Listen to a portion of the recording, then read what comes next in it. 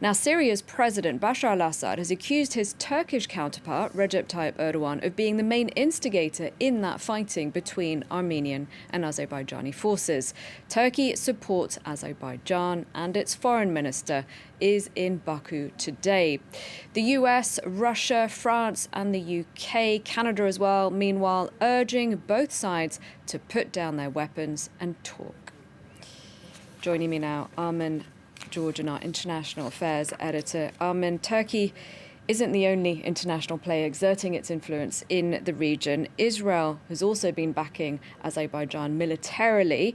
That's created a rift between Israel and Armenia. Tell us more. Yeah, this is an aspect of the conflict that we haven't talked about very much so far, but it's true that Armenia only opened an embassy in Israel in September, and it's already recalled its ambassador because of these Israeli arms sales to Azerbaijan. Those arms sales, according to the president of Azerbaijan, amounted to 4.1 billion euros at current prices. So that was President Aliyev who mentioned this in 2016. And Israeli media has talked about the actual systems that Israel has sold to Azerbaijan, these Elbit systems, which are very sophisticated.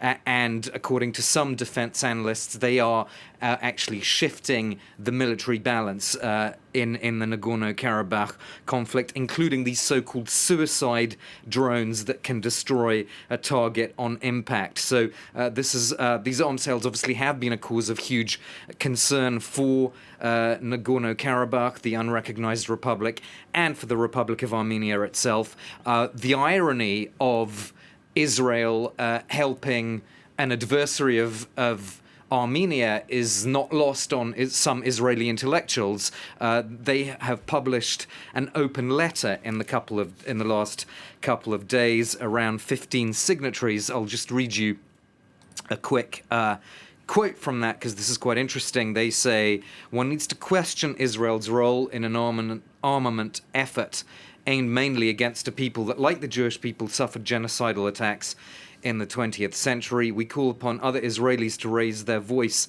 on this important issue." So those Israeli intellectuals essentially decrying the current realpolitik, which is the same realpolitik that has stymied efforts to have the extermination of the Ottoman Armenians recognized as genocide in the Israeli Knesset, the Israeli parliament.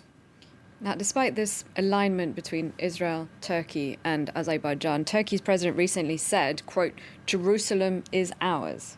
Yes, so it's quite a complex. Let's try and sort of unpick this triangle, if we can call it a triangle. Maybe that's overstating it, but certainly this link between Israel, Turkey and Azerbaijan. Let's have a look at a map here. So maybe we can have it in full screen would be better. Yeah. So we can see Israel, Turkey, Armenia, Azerbaijan, and Iran. You can see that Azerbaijan and Armenia both have a border with Iran, and that is of direct significance to how Israel approaches this conflict.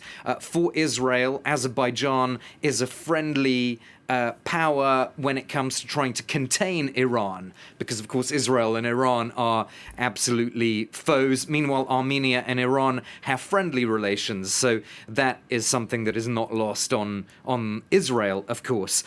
So basically, Israel has always seen the relationship with Azerbaijan, I think it's fair to say, as somehow separate from its relationship with Turkey. Israel and Azerbaijan have really had no problems since the fall of the Soviet Union. As we know, there have been problems, quite a lot of them, between Israel and Turkey. And just a quick illustration of that, if any were needed, something that Recep Tayyip Erdogan said a few days ago at the opening of the legislative year at the Grand Assembly. He says, "Jerusalem is our city. Our ancestors showed their respect for centuries by keeping this city in high esteem. Jerusalem is our city, a city from us." So this is obviously not some kind of revolutionary statement, but it's a reminder that, Turkey is not really kind of emotionally a friend of Israel. So, as I said so far, Israel has kind of separated in a way its relationship between Azerbaijan and its much more complicated relationship with Turkey.